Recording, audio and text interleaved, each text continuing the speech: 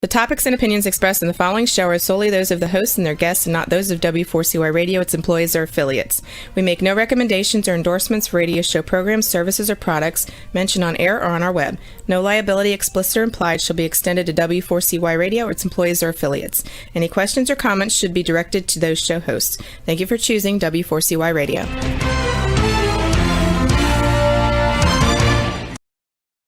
Welcome back, everyone, to the Geeks, Geezers, and Googlization Show, the home of Googlization Nation, where we talk with HR and business thought leaders about the crazy shift going on in the world of business, technology, and HR. Here's your host, Ira Wolf.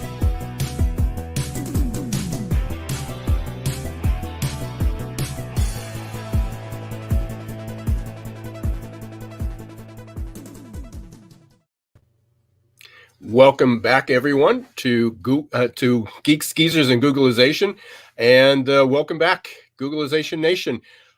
Happy holidays, Merry Christmas, Happy Hanukkah, or belated Hanukkah, Happy Kwanzaa, or if you're just taking the week off, we're having a few days relaxation, however you're going to celebrate this end of the year. We really appreciate you being here. Unfortunately, you can see I'm alone today. Jason Cochran, my co-host, is not available. We wish his son quick recovery.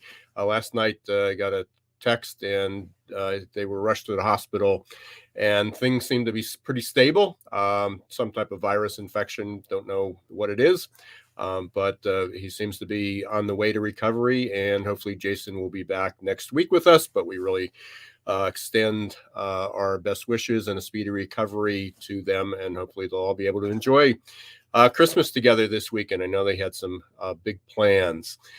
Today is our 49th episode of the year. Usually we do 48 or 49.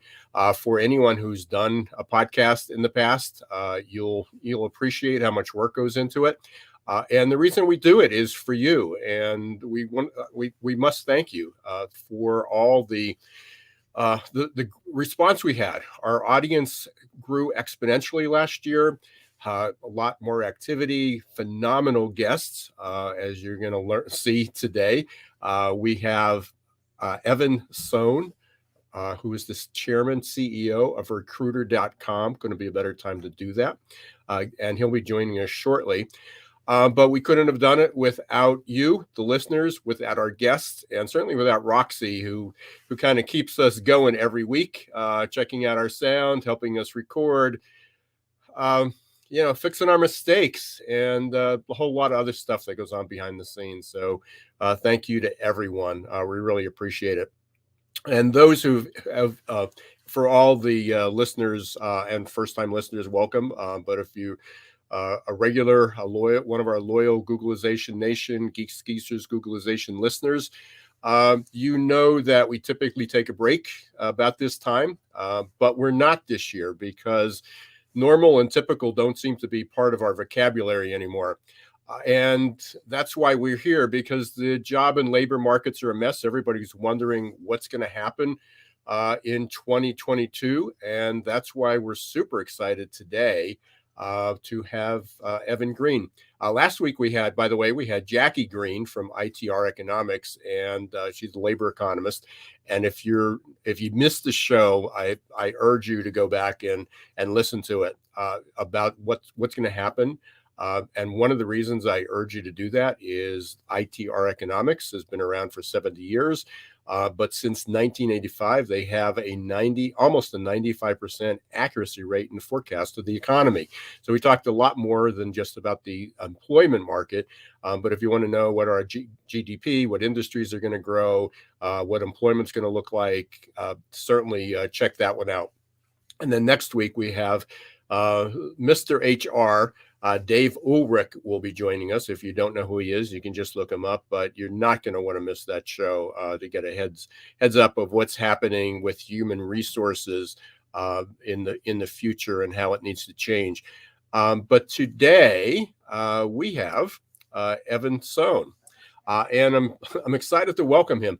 He is, as I just mentioned previously, he's the CEO of Recruiter.com, also chairman of them. He recruiter.com seems to be at the epicenter of what's going on. They have a recruiter index that is just phenomenal. We check it out, and they've got some great research going on, and can't wait to hear about that. And also, he is a co-founder of the Evan Sohn Foundation, which is dedicated to research of pediatric cancer. And so I'm excited to welcome Evan to the show. So, Roxy, you can bring him on in. There he is. Let me move my screen around here. Evan, welcome. Happy holidays. Hey, Ira. Thanks so much for having me. Happy holidays to you as well. Yeah. So, what's new? Where do we start with this? Hard to believe, but how the heck did we get to December 2021 already? So. It's look, I have a few different lives at the same time in parallel, and I became CEO of Recruiter.com in June of 2020, and we really set a mission out, as part of this, ending of the pandemic, or we kind of recognize that when the pandemic is over, the job market's going to be in a complete disarray. Who knew it would be in this much of a disarray for a variety of factors that we could certainly talk about. But we sat at the beginning of 21 and mapped out where we want to be at the end of 21, and we've hit just about every one of our objectives. So from a business perspective, so real pleased. We have a great team at Recruiter.com, really top to bottom, and exciting customers, clients. 200 plus recruiters out on assignment now. It's really our software is doing amazingly well. 150 million plus profiles indexed. Really ready to help companies of all sizes recruit talent smarter and faster. Absolutely. So in a nutshell, for the handful of people who may not have ever heard about Recruiter.com, what is it, what you do? I mean, if I'm an employer, sure. I reach out to you, why would I call you?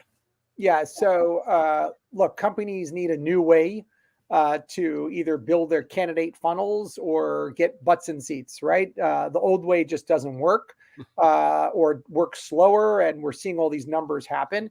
So what do companies need to do? Companies need to augment their internal talent acquisition teams, and either they want to do it with on-demand recruiters, so recruiters that are available, highly segmented, highly specialized, with the right type of experience level that they're looking for, from junior to very senior, and they want to be able to add those recruiters, talent acquisition professionals to their teams on an on-demand basis, 1 month, 2 months, 12 months, et cetera. And we make that happen, and through our platform. So you could think of, if you're looking at the gig platforms today, like Upwork or Fiverr, Angie's List, that's what we do, but for talent acquisition. And if you're going to have on-demand services, you might as well have on-demand tools. And we have our own artificial intelligence software and engagement platform, millions of dollars invested into it, that helps us build candidate pipelines of candidates interested in raising their hand and getting involved very, very quickly. And we combine these two together to really help our clients. So we have clients that are small, just subscribing to our software. We have clients that are large, that have 10 plus recruiters on demand with our tools, et cetera, and everything in between. So let's just dive into this thing. I mean, the question is I get all the time, I'm sure you get it more, or at least as much. When's all this going to end? I mean, it's beyond what's 2022 going to be like, but it's like, when is this great resignation going to end? When are we going to, when are the job shortage or the labor shortages, and not job shortages, we've got too many jobs. When are the labor shortages going to end? Yeah. So there are really 3 trends going on today, 2 episodic and 1 systemic. So the 2 episodic ones are this great resignation, built up demand. People moved. You're a New Yorker. You moved to Florida. You want to come back to New York. You liked working from home. You're prioritizing work-life balance. You don't want to be in the office full time. You don't want to ever go back full time. You only want variety of reasons. So there's this great resignation. Childcare is playing into that, et cetera. The other is the incredible demand for, let's call it, less skilled labor. Right? That work collar, less skilled labor. And that's also episodic. 9 million people, not in the labor force anymore, 11 million open jobs, right? The last thing we need is more jobs. That's not the problem right now. We got to get people back to work for a variety of reasons. They're not going back. But again, these are all episodic. The systemic trend is really what we call the job hopper economy. And this is, this culminates with a survey that was done that showed 60% of millennials had no problem leaving a job within 6 months. Right? Kevin O'Leary, Mr. Wonderful, wrote an article about 6 weeks ago begging employees to please stay with their employer for at least 24 months. Begging 24 months. So the notion that we all grew up with, which is, oh, you got to stay at your first job for 4 years. You got the gold watch for 25 years working at General Motors or wherever you work. That has changed. Now we start to see that change out on the West Coast. You saw it was regular to see a resume for someone who's been at 4 companies in 12 years because they're an incredibly experienced software engineer. They went from startup to startup to startup to startup, and that's totally fine. So this job hopper economy is not going away. People are now work-life balance priority. They're interested in new experiences. Compensation is no longer the highest priority for people. And all these things that are happening, that is not going away. And that's going to change. So these 3 things have really caused this huge surge for recruiters and talent acquisition professionals. And I think it's causing, we called it earlier this month, we called it the great reevaluation, right? I heard someone on CNBC this morning, I think a Harvard professor called it the rethinking. I'm like, you couldn't use what we said earlier this month? Reshuffle, the reset, yeah. Yeah. So we're like, look, there's a great reevaluation going on here now. And what's happening, Ira, is that companies and employees are now thinking about and right now there's this huge demand. It's a candidates market in December 21. It's huge, right? So what do I need to do to fill those seats? And it's a very much candidate-focused market. That's going to really morph, we believe, and we just issued a press release this morning on our predictions for 22, is really the work from anywhere is going to morph to hire from anywhere. And I think what's going to happen is that companies are going to say, look, I'm now going to optimize for what I want, right? Our culture, and because I can hire from anywhere, hey, the culture that we want to create is this. And we're just going to look for employees that align with those parameters. So I think there is this great reevaluation on the employee side, on the company side.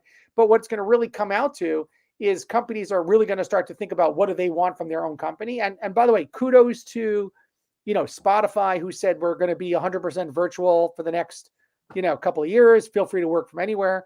But also kudos to, JP Morgan that said thou shalt return to the office. Why not? Why should we and why should we define how that company wants to attract employees? If they want to attract employees who want to have that face-to-face experience, who want to have that hand-holding training process, that's their prerogative. Yeah, absolutely. And I want to come back to the 6, because there are 5 other predictions you had, beyond the work. But let me just go back to something you said. I'm going to put on my, they call me the millennial and the baby boomer body, and the baby boomer body I can't change. But is that I think it was the Conference Board that just came out and said that the rate of change in job hopping is twice as high for baby boomers as it is for millennials and Gen Z as well. So, as much as, and I wrote a book about it. No, I agree. I completely agree with you. My wife teaches a course at one of the local colleges here in the business school on career strategies.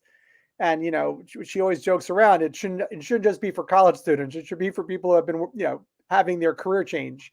We see more and more of that happening, not just in the millennial section. Look, I think, Ira, the reality is that part of why there's a job hopper world now is that I can, as an employee, work from anywhere.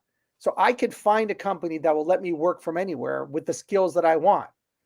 So I am no longer bound by a 45-minute commute. Think about all the jobs that you didn't even pursue because they were geographically undesirable. It's just not going to happen anymore. And what I mean by that is, if someone wants Ira Wolf, they'll hire Ira Wolf. And if there were companies that wanted me to move out to California, I'm not going to do it. Okay, then that's a non-starter. That's not going to happen anymore. And I think, so first of all, I could work from anywhere. For the right person could work from anywhere. And again, we're talking about, the knowledge worker roles, not the factory workers in the restaurants. Let's leave those aside here now. But this is really creating that economy, that job hopper economy. By the way, the expression, it's a full-time job to find a job. I highly doubt someone would actually coin that term in 22, right? And it just wasn't, because it's not a full-time job anymore to find a job.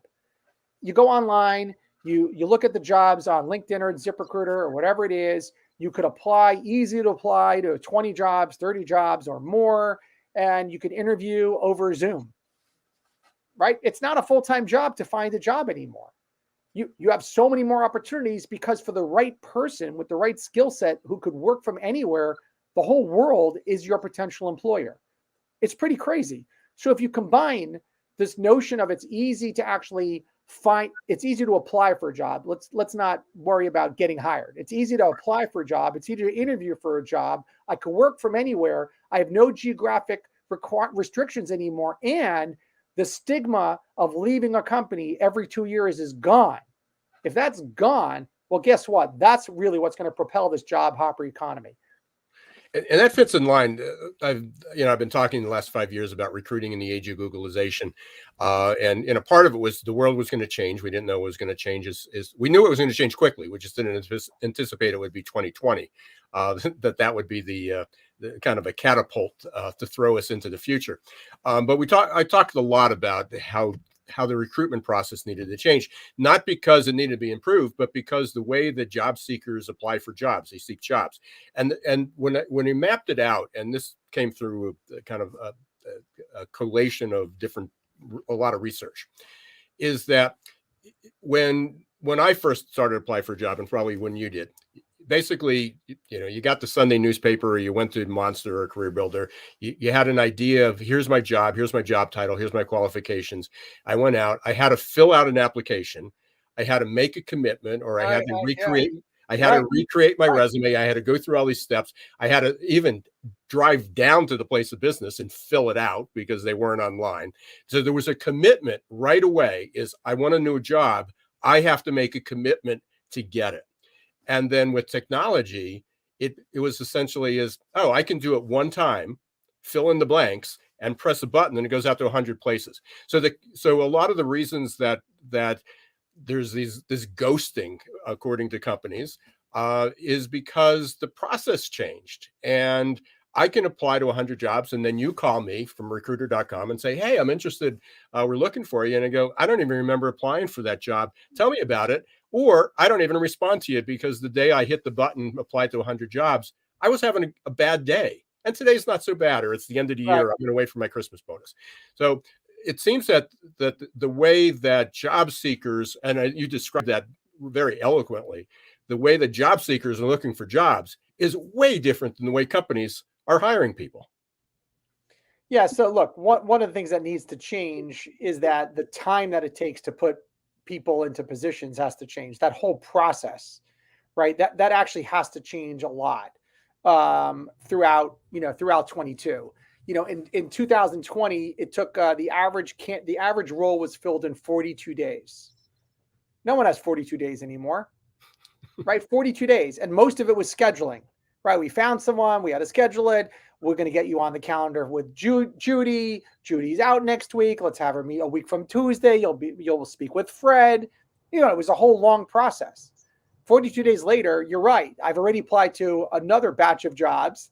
I've done interviews. I've done done video interviews, whatever it is. That whole process needs to happen much, much, much faster. I completely agree.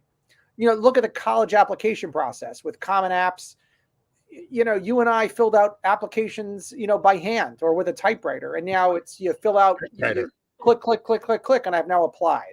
And so don't be surprised where, universities are now inundated with applications because it's just so easy to apply to a job.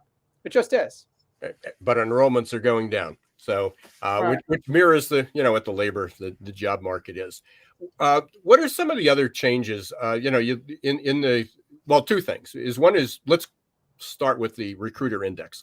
you talk a lot about that. You have a lot of research going on. What are you finding, or what's the biggest, I guess, aha moment or biggest shock? So the aha moment is just how accurate the recruiter index has been. So we started this really in May of 2020. We surveyed our recruiters, thinking recruiters would be sort of like the air traffic controllers for the job market. What's coming, what's going, what's their sentiment, what are they seeing, et cetera. And they've been accurate, I think, all but 1 month. So this past month, our sentiment, which, the overall sentiment is out of 5. It went from a 3.9 last month to 3.6. So it dipped 3 points. And we're sitting there going, and we looked at the data itself, and there are a variety of reasons, and compensation was now a 25% priority, and there were different volume levels. But all of a sudden, we're like, oh my God, the recruiters are seeing much harder. And we actually got on, when we talk about it on CNBC, we were basically saying it's getting harder. Filling these roles is hard, right? I'm working on more jobs. I'm working on, jobs that I never worked on before, because we're using recruiters in the lower income level. Like, we saw a real big growth in the 40,000, 80,000 job category with recruiters. And that's the volume hiring, right? That's not the needle in a haystack. That's the factory worker, the manufacturer, et cetera. And we said it's getting really, really hard. Like, we don't, it wasn't rosy colored glasses right now. And so it's a challenge. Filling these roles is a challenge. And I think that, companies need to,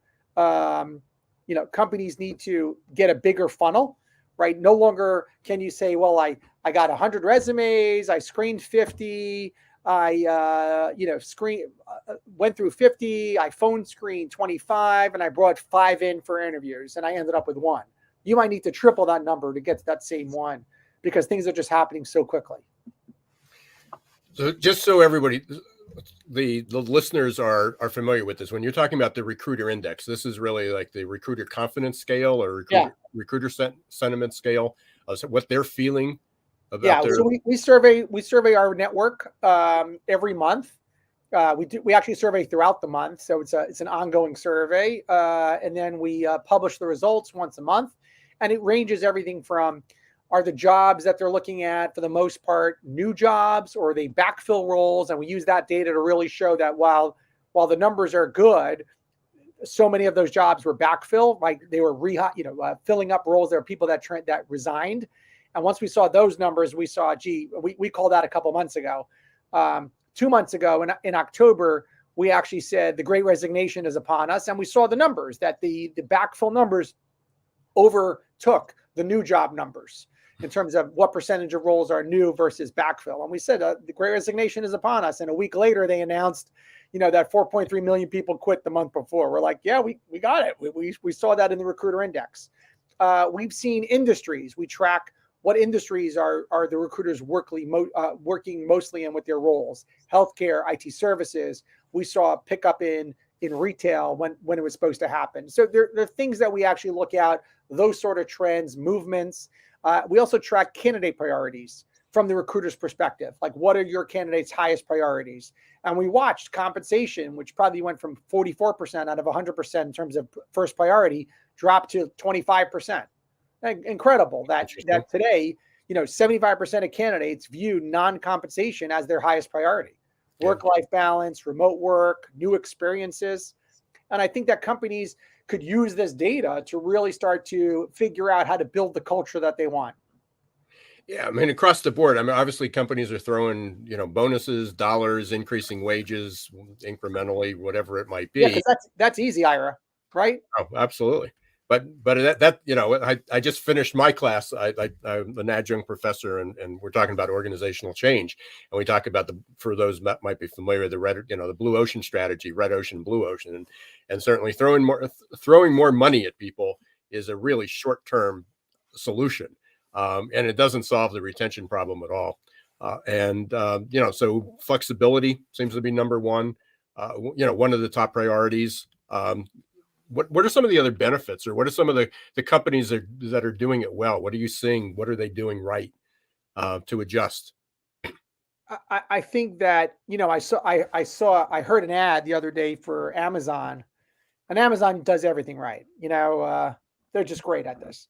And the ad was, hey, be a holiday packer, right? Do you need extra money for the holidays? Come work early hours, late hours, weekend hours, great salary, great hourly rate. So what did they do? They took a shipping packing job and they turned it into a gig, right? So, hey, I want to make extra money. Let's take that instead of saying, hey, do you want to work in you want to work in a warehouse? Mhm. No one, the audience they were going after were not people that said, oh, I want to work in a warehouse. The audience that they went after are like, hey, I need extra money for the holidays, and here's how I'm going to do it. And I think that's just a great example of a company doing something innovative and novel in order to attract employees. There was a company upstate New York that was advertising, we're hiring non-vaccinated employees. Now, I'm not gonna posture on vaccine mandates and non-vaccine mandates. That's not the issue. To me, this was, wow, what a company trying to do something innovative in order to attract employees. A company that has a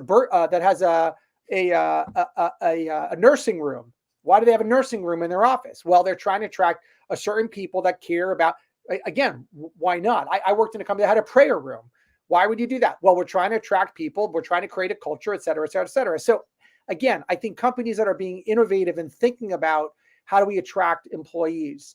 I think the culture, we talked about this trend being, the business community is going to evolve a lot. And that conversation about what community are we trying to build inside of our organization, right? What does that look like?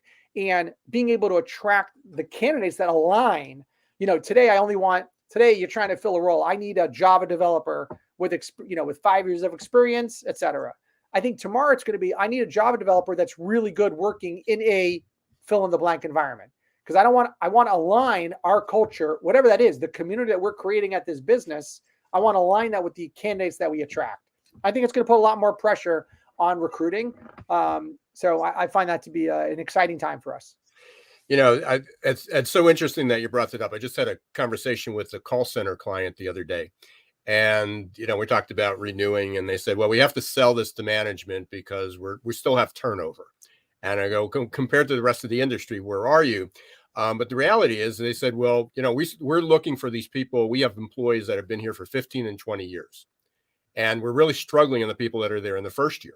And I said, well, how long do the people stay that are there for the first year? What's their churn? And I can't remember the number, but it was like 62 days or something. And I said, so if we worked on it, that they stayed from 62 days to 90 days, 60 days to 90 days, you cut your turnover in half, your churn in half, which goes back to what you were just talking about with the gig economy. If they approached it as, let's hire gig workers for this job because we can't get them to stay for a year, 5 years, or 10 years. If we could get them to stay for 3 months, let's see if we can extend that to 6 months. Right. No, I agree. I think, retention bonuses that vest over a period of time. But, one of our clients is a big technology company. And I was musing around with their global head of talent. And I said to him, why don't you actually sell it as a 24-month project? Hey, come work at this company. It's 24 months. We'll pay you a boatload of money, right? You'll get a nice little, big bonus when it's over. And if you choose to stay and do another project at this company, we'll give you, 4 months paid vacation.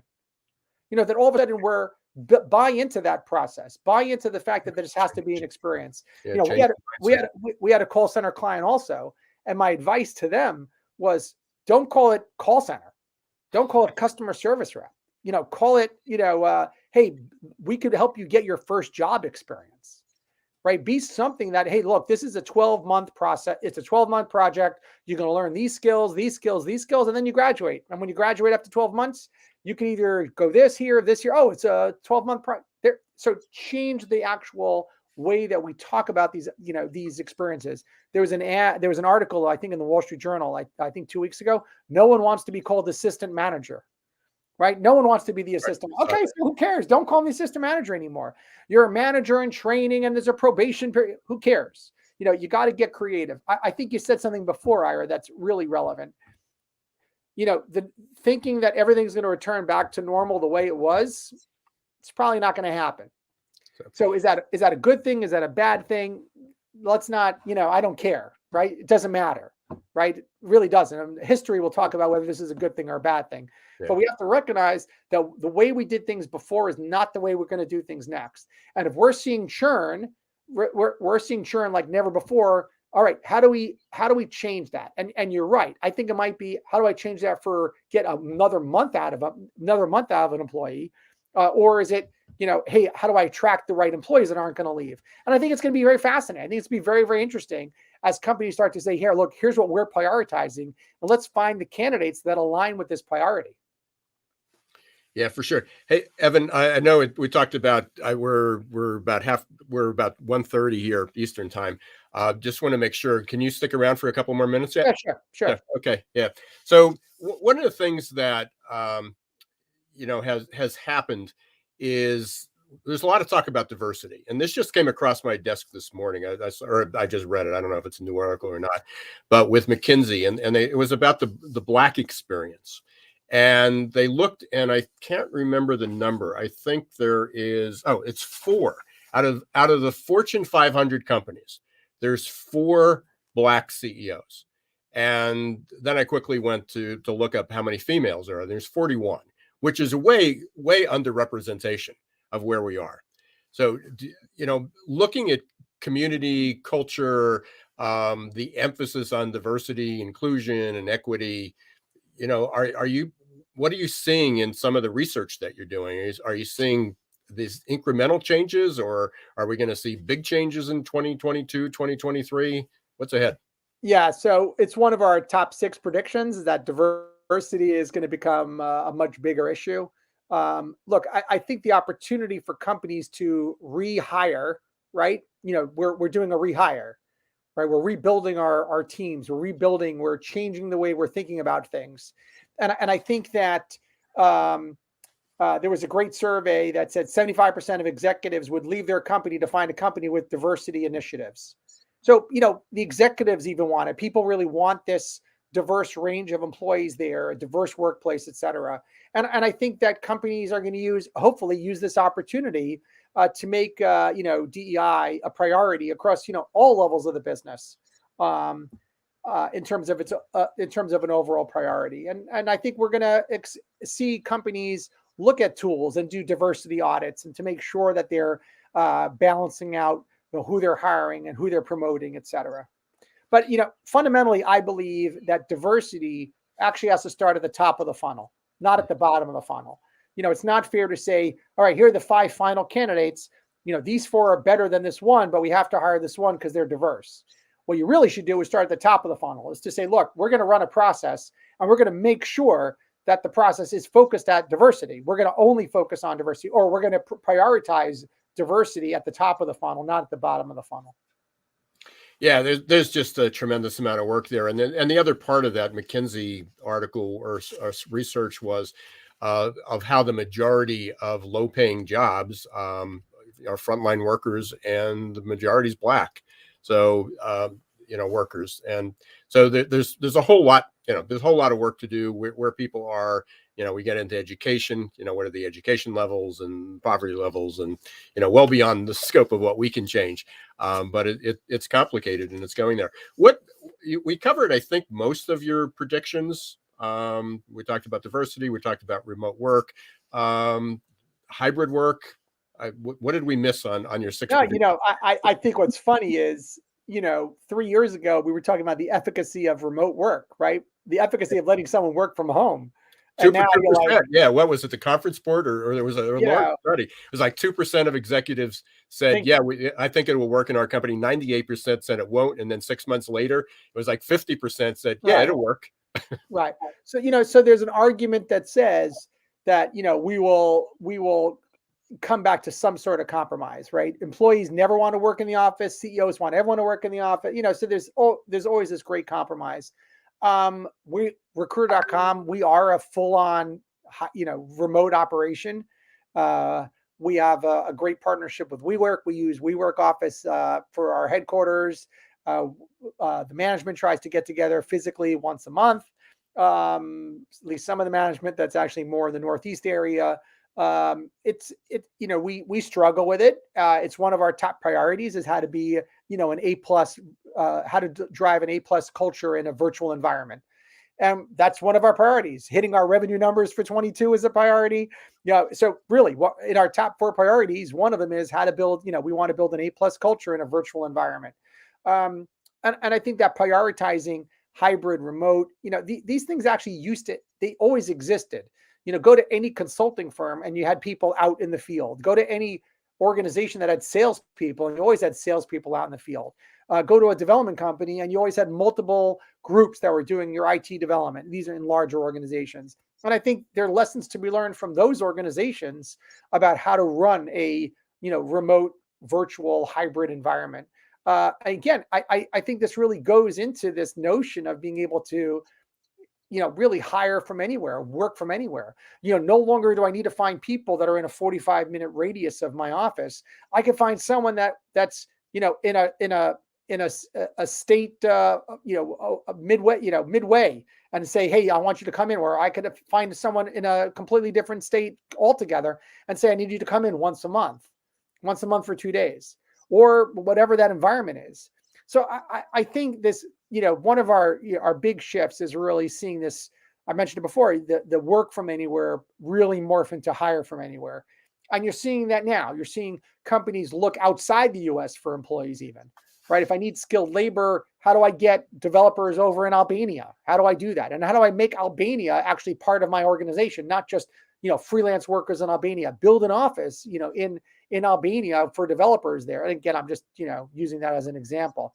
So I think this work from anywhere to hire from anywhere, balancing out cultural priorities, building community, and at the same time, leveraging, adhering to the diversity priorities for the company.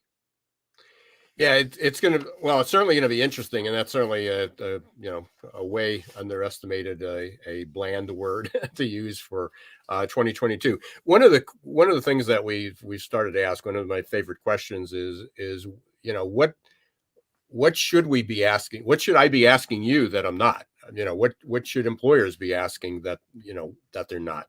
What are they missing? Well, I think there's very little benchmarking today on churn, right? Employee, regrettable churn, right? Technical term, right? So I think that there's not a lot of benchmarking on why people are leaving the companies that they're leaving. I think that'll be very interesting. I think that I think that's a question that companies should be asking. I think companies should be asking, are we fishing in the right pools for candidates? How do I make sure that I have a constant pipeline of candidates?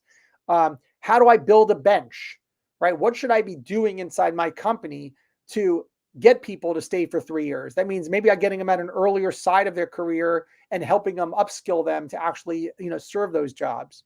And I think those are probably the questions that we're seeing more and more again. I get a lot of, are we doing better than everybody else? Right? How are we doing relative to everybody else? So we get that a lot. And I think the other thing that we're going to see is really the emergence of recruiting as a career. Right now, no one went to school to become you'll see this not next year, like in the next couple of years. Like no one went to school to become a recruiter, right? You could become a DJ, you could become a radio personality. You go media, you study media communications, etc. There's no course called I went to study recruiting. And we really believe that will emerge in the next 3 years as a bona fide career. I majored in organizational psychology, a minor in communications. I studied psychology, whatever that is. They'll put a curriculum together to be a recruiter, because it's going to be, if you think about a company, their greatest asset is the people that work there, and who better to oversee those assets and the supply chain of those assets than talent acquisition professionals. Yeah, and there's certainly movements that, there's certifications now for talent acquisition. There's some really good groups to be able to do that, but to formalize that and to say you want to be a career. Usually it's like, oh, I like to work with people, so I'm going to go into HR, or I'm going to be a trainer. And then somehow you ended up in the role of hiring people, interviewing people, because you may not have been good at it. You were just better than everybody else at doing it, or you didn't mind doing it. And that was the pathway. But you're right. Nobody decided that we're going to become a recruiter. You joined, and I forgot to ask this in the beginning. You joined recruiter.com in June of 2020. So yeah, I became CEO in June of 2020. I joined in March of 2019 as okay, chairman. so right before. Okay, so I was going to ask if you joined because there was opportunity or because you like an enormous challenge. No, I actually I sat down with the board in April, end of April, May of 2020, and the founders of the company, and I said, when this pandemic is over, the job market's going to be in absolute disarray, and who better to be there to help that process than a company called recruiter.com. Yeah. So I didn't know it was going to be in this much of a disarray. I know. Well, I wrote Recruiting in the Age of Googlization in 2017, and in February of 2020 came out with the second edition with no clue. Oh, well, obviously it was released, but I prepped it in the fall of 2019, so I had no idea that that so much was going to happen in so short a period of time. So before we go, we're almost at the end here. You have a passion project. You are co-founder of the Sohn, great name, which was your brother, I believe. Yeah. Tell us a little bit about that. Yeah. So my brother Sohn died in 1993, one day short of being 29, from cancer, and he was a Wall Street trader. And his manager friends got together, and they wanted to do something to honor him, commemorate his memory, and raise money for pediatric cancer. And they had this great idea about putting on a conference in a very novel way. So, they really created the 15-minute shot clock that you see at TED Talks, like they were doing that 26 years ago. The first conference had about 70 people on it. Most of them were related to either the founders or my family. And now we've grown over the years, and we foundationed it a couple of years later. So the Sohn Foundation, the Sohn Conference Foundation. We've raised close to $100 million now on a global basis for pediatric cancer or other childhood diseases. So we have our big conference is in New York. It's a big hedge fund conference, and there we have in 10 other cities around the world. So Australia, Sydney, Australia, Tel Aviv, Hong Kong, London, Monaco, really Geneva. There's one in Canada, San Francisco, Sao Paulo. I think I got them all. Mumbai is another one. So it's pretty exciting, and all the money really goes to pediatric cancer and other childhood diseases. Yeah, so awesome, and what a great celebration of your brother's life. So thank you. Appreciate that. So any final comments? We're just about So one final comment is, despite all the artificial intelligence, despite the bots, despite the ZipRecruiter and the Indeeds and the LinkedIns, despite all those things, recruiting still is, at the end of the day here, a human interaction. No one walks into a company. I don't care if you're the dishwasher or you're the CEO. No one walks into a company without speaking to somebody. No one says, I'm showing up to work. Yeah, the bot told me to come in today. I got the job. There's always an interaction. Recruiting is a human interaction. And we embrace that. We're not called norecruiter.com. We're called recruiter.com. We embrace that. And our goal really is to allow the talent acquisition professional to spend more time in those meaningful conversations and less time trying to find the candidates. And that's really, you asking about our software and our tools, that's really why we combine them together. Because we want the recruiter, who today probably spends 80% of their time finding the candidate and 20% of the time in meaningful conversations, to flip that. And that's what we really feel is necessary now. And more than ever, you really want to align the company's culture and their goals and objectives, certainly as we come out of this pandemic, with the candidates. And that's a human interaction. That's making sure that I don't just get a butt in the seat for the company, but to really have a conversation and make sure, as you said, how do we extend that employment at that company?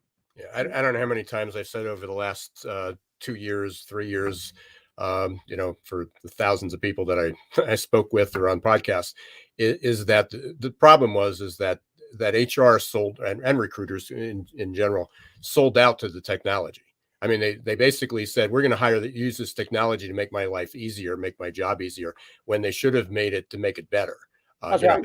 What's the focus of it? And, well, we're going to buy this ATS and we're going to follow that process because it must be good. And, it needs to change. So it's really a human, goes back to the cobot, it's a human technology collaboration, Yep. and we need to become much better at that. Evan, I know you got a super crazy schedule, busy. Really, really, really appreciate you being here, having this conversation. Thanks for allowing time to do this. You bet. Thank you so much, Ira. And looking forward to continuing the conversation in the weeks and months ahead. Have a happy New Year. Very happy New Year. Take Cheers. care.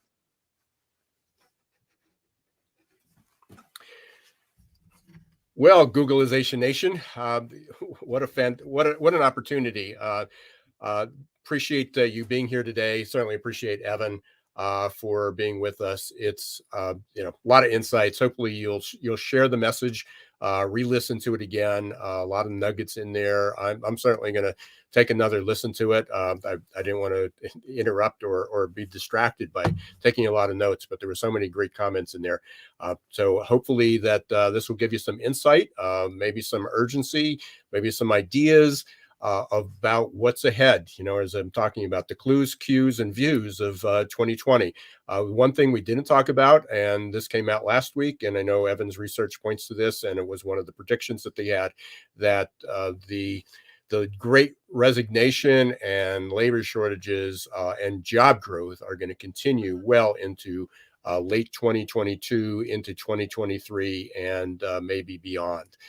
So you definitely have to change the way you do things. And then we talk about adaptability all the time.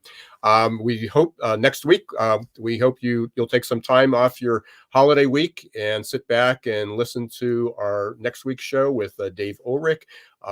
And hopefully that you'll share, you'll listen again and share the news about today's show with Evan Sohn, and last week's with Jackie Green from ITR Economics about what the 2022 economy, labor market, job markets are going to look like. I'll wish Jason's son very well, a quick recovery. Certainly extend our best wishes to Jason and his family for a Merry Christmas, Happy Holiday weekend. He hopefully will be back next week. I want to thank Roxy again for being here, and hope she has a great holiday weekend as well. And she will be working next week with us, at least on Wednesday at 1 p.m. Until next week, don't let the shift hit your plans.